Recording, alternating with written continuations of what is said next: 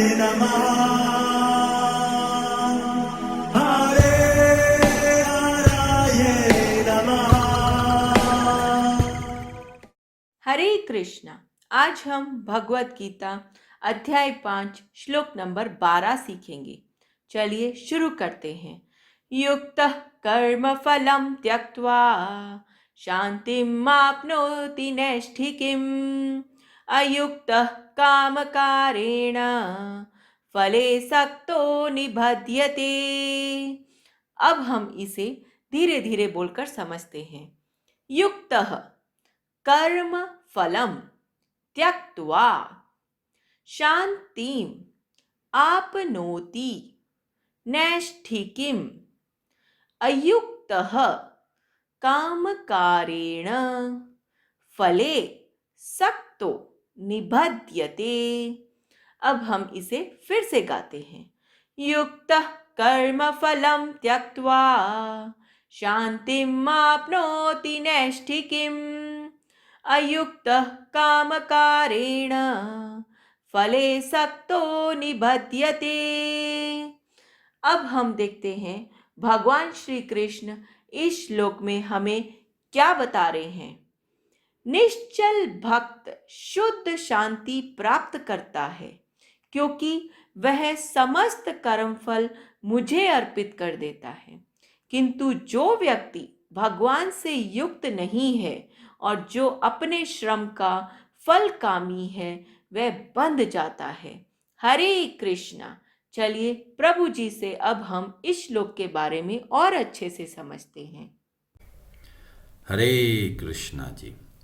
तो यहाँ पर भगवान श्री कृष्ण ने बताया कि ये श्लोक नंबर 7 से लेकर 12 तक ये 5 श्लोकों में बताया कि भगवान का भक्त या कर्म योगी किस तरह से कार्य करता है। तो ये उस का जो संदर्भ का ये अंतिम श्लोक है और ये बहुत बहुत महत्वपूर्ण है।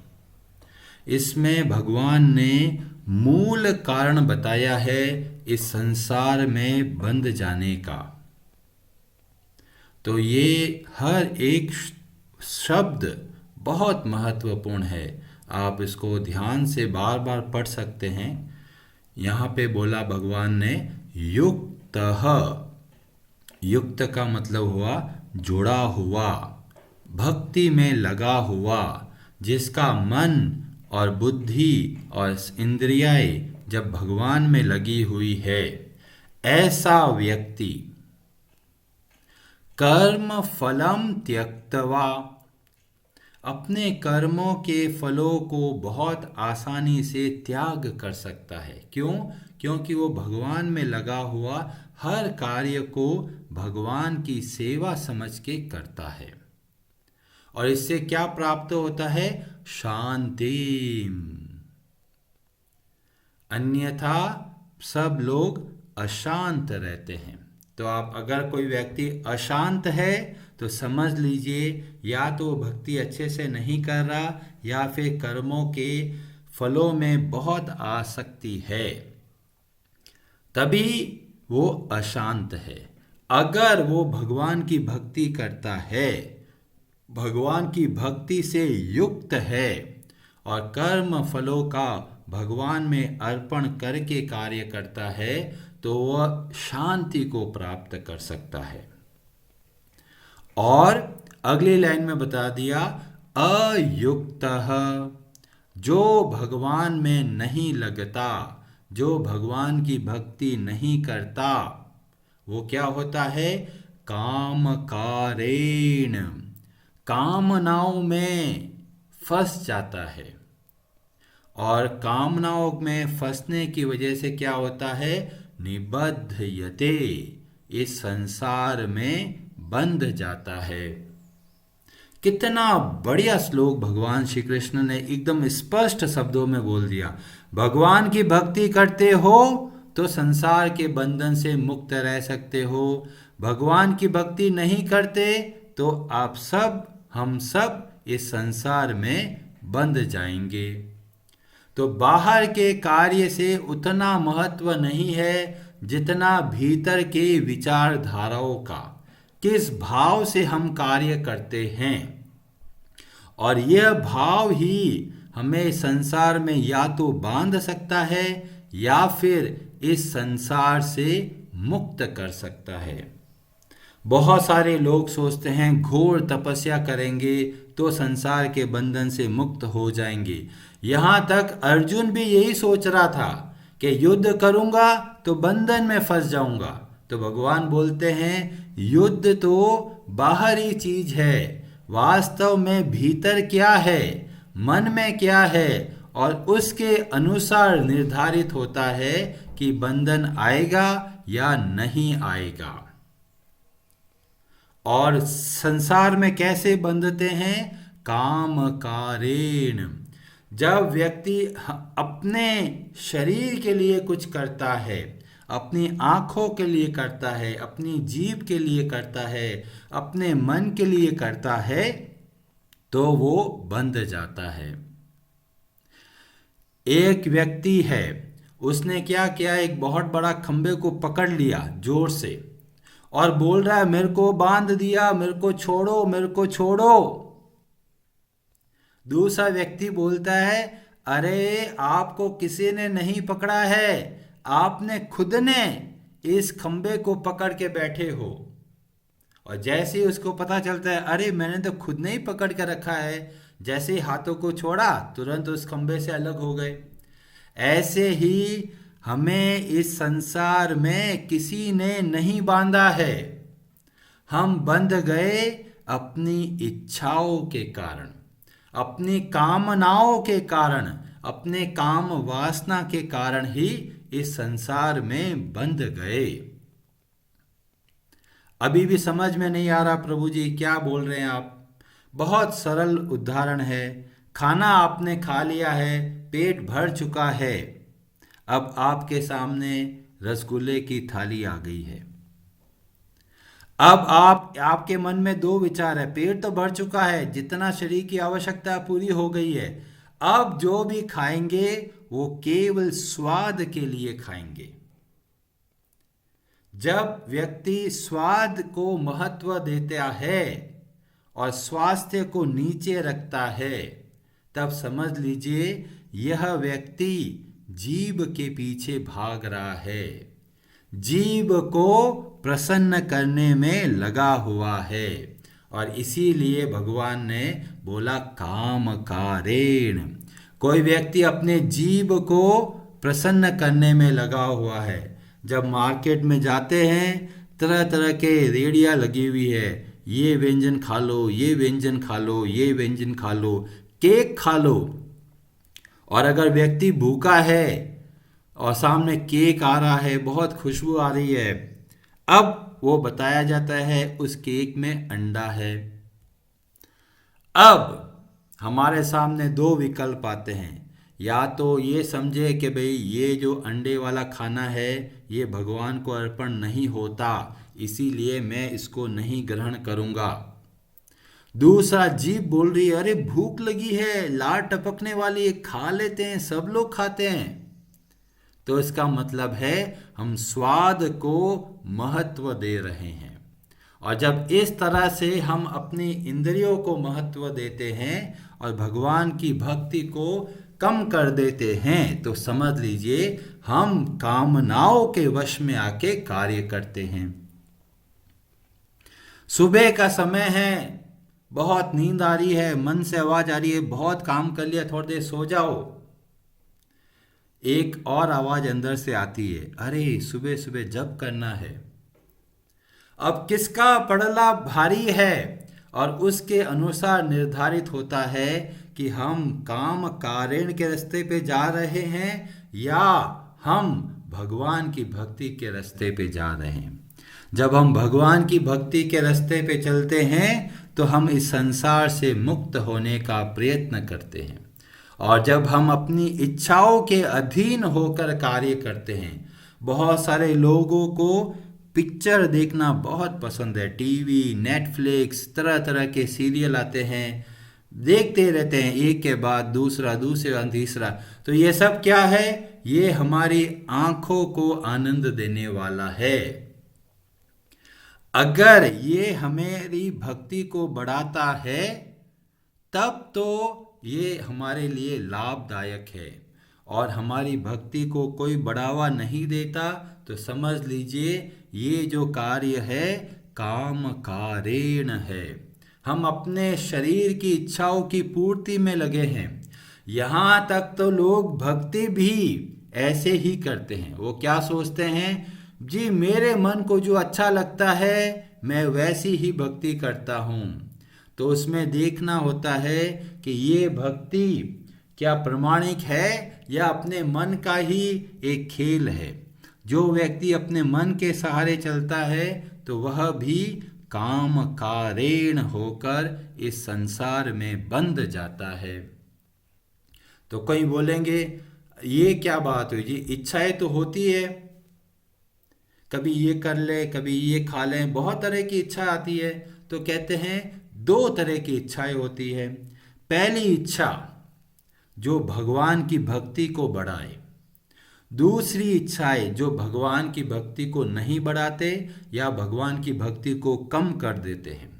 जब दो तरह की इच्छाएं हो तो हमें उस इच्छा को महत्व देना है जो कि भगवान की भक्ति में बढ़ने में सहायक होता है। जब इस तरह से हम कार्य करेंगे तो बड़े आराम से इस संसार में रहते हुए बड़े आराम से मुक्त हो सकते हैं। चैतन्य चरितामृत में बहुत सुंदर शब्द का प्रयोग किया कि शांत कौन है और अशांत कौन है। तो पहली लाइन में बोला कृष्ण भक्त निष्काम अतएव शांत। जो भगवान श्री कृष्ण की भक्ति में लगते हैं वो सब के सब कैसे हैं, शांत है। और बाकी सब का क्या होगा, भुक्ति मुक्ति सिद्धि, ये सब के सब कौन है, कामी है। इसीलिए सकलय अशांत। जो भगवान की भक्ति छोड़कर योग साधना में लग जाता है, सिद्धि की कामना करता है, वह भी बंध जाता है। जो मुक्ति की कामना करता है वह भी बंध जाता है, और जो संसार के भोगों की कामना करता है वह भी बंध जाता है। केवल कृष्ण भक्त निष्काम। पर यह बात अभी भी समझ में नहीं आ रही। भगवान के भक्तों भी तो बहुत तरह तरह की इच्छा करते हैं। जैसे कि हम हनुमान चालीसा में सुनते हैं हनुमान जी के बारे में, क्या सुनते हैं, विद्यावान गुणी अति चातुर। ये हनुमान जी के बारे में बताया गया। ये इतने सारे गुण हैं पर वो क्या करते हैं, राम काज करिबे को आतुर। तो उनके मन में बहुत इच्छाएं हैं हनुमान जी के मन में। और क्या इच्छा है, राम काज, भगवान के कार्य करने की इच्छा है। तो जो इच्छा भगवान की ओर लेके जाए वह हमें अवश्य करना है। और हनुमान जी के बारे में क्या बताया, प्रभु चरित्र सुनिबे को रसिया। ये ऐसे हैं जो निरंतर भगवान के गुणगान सुनने को व्याकुल रहते हैं। तो हनुमान जी के चरित्र से हमें सीखते हैं, एक भक्त इच्छा करता है पर कैसी इच्छा करता है। श्री चैतन्य महाप्रभु भी ऐसी ही इच्छा करते हैं जो कि चैतन्य चरितामृत में वर्णन आता है, और उसको शिक्षाष्टकम प्रार्थनाओं में बताया गया। चैतन्य महाप्रभु बोलते हैं, ना धनम न जनम न सुंदरीम कविताम वा जगदीश कामये। हे भगवान, मुझे इन सब की कोई इच्छा नहीं है। न धन की इच्छा है, न लोगों की इच्छा है, न सुंदर स्त्री की इच्छा है, न बुद्धिमता की इच्छा है। तो क्या इच्छा है आपकी? तो बोले, मम जन्मनि जन्मनीश्वरे, हर जन्म में। ये मुक्ति भी नहीं चाहते, ये भी नहीं कहते इस संसार को छोड़ दो, यहाँ पर चैतन्य महाप्रभु बोलते हैं मम जन्मनि जन्मनीश्वरे, जन्म होता रहे कोई प्रॉब्लम नहीं है। भवताद भक्तिर अहेतु की त्वयि, बस एक ही इच्छा है कि भगवान मैं आपकी भक्ति करता रहूं हर जन्म में। और कैसी भक्ति? अहेतु की, बिना किसी स्वार्थ की भक्ति करनी है। बहुत सारे लोग तिरुपति बालाजी जाते हैं लेन देन करने के लिए। प्रभु जी ये आपको अर्पण, आप हमारे ये काम पूरा कर दीजिए। भगवान को रिश्वत देने जाते हैं। एक छोटा सा नारियल लेके जाते हैं मंदिर में और चीजें बड़ी बड़ी मांगते हैं। भगवान कहते हैं नारियल देके आते हो और बड़ी बड़ी चीजें मांगते हो। तो व्यापार नहीं करना है। इसीलिए चैतन्य महाप्रभु यहाँ बोले अहेतु की, बिना कोई स्वार्थ के भगवान आप मेरे स्वामी हो और मैं आपका दास हूँ, बस यही संबंध है और किसी तरह का बिजनेस नहीं करना है। इस तरीके से जब हम भगवान की भक्ति करते हैं तो बड़े आराम से इस संसार के बंधन को मुक्त कर सकते हैं। पर कई बार एक प्रश्न किया जाता है कि ये जो भगवान श्री कृष्ण ने रास लीला करी, ये भी तो कामना का रूप है, भोग का रूप है। तो इस बात को समझाने के लिए चैतन्य चरितामृत में वर्णन आता है, आत्म इंद्रिय, अपनी इंद्रियों की प्रीति, उसकी प्रसन्नता के लिए वांछा। जो व्यक्ति अपने इंद्रियों का सुख भोगने की इच्छा करता है, तारे बलि काम, उन सबको कामी बोला जाता है। पर कृष्ण इंद्रिय प्रीति, जो भगवान श्री कृष्ण की इंद्रियों की पूर्ति करता है, उनकी इच्छाओं की पूर्ति करते हैं, धारे प्रेम नाम। तो हमें दिखता है वो कामी की तरह दिखते हैं, भोगी दिख रहे हैं, पर यहाँ पर शास्त्रों से हमें पता चलता है वो भोग दिख रहा है क्योंकि हमारे दिमाग में ऐसी ही चीज भरी हुई है। जबकि भगवान के सारे कार्य भक्तों की प्रसन्नता के लिए होता है।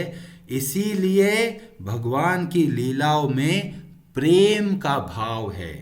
बहुत सारे लोग भ्रमित हो जाते हैं प्रेम और काम। काम का मतलब है जब हम अपने शरीर को तृप्त करने में लगे रहते हैं तो उसको बोला जाता है काम वासना। और जब वही इच्छाएं भगवान की प्रसन्नता के लिए किया जाता है तो वह सब बन जाता है प्रेम। तो दोनों में बहुत बड़ा अंतर है। वहां पर चैतन्य चरितामृत में और वर्णन आता है, काम वासना है अंधकार की तरह और जो प्रेम भाव है वो सूर्य की तरह बहुत ही प्रकाशवान है। तो ये बहुत आवश्यक है कि जब आप कोई कार्य करते हैं तो उसके पीछे क्या भाव है। क्या मैं अपने जीभ के लिए भाग रहा हूँ? क्या मैं अपनी आँख के लिए भाग रहा हूँ? क्या मैं अपने नाक के लिए भाग रहा हूँ? क्या मैं अपने मन के लिए भाग रहा हूँ? क्या मैं अपने कानों के लिए भाग रहा हूँ? क्या मैं अपनी त्वचा के लिए भाग रहा हूँ? और या फिर मैं भगवान के लिए भाग रहा हूँ? जब इस बात का हम निर्णय करने लगेंगे तो हमें पता चलेगा कि हमारे कौन कौन से कार्य है जो भगवान की सेवा के लिए होता है। ऐसे सारे कार्य जो भगवान की प्रसन्नता के लिए होते हैं, हमें उसको करने का प्रयत्न करना है।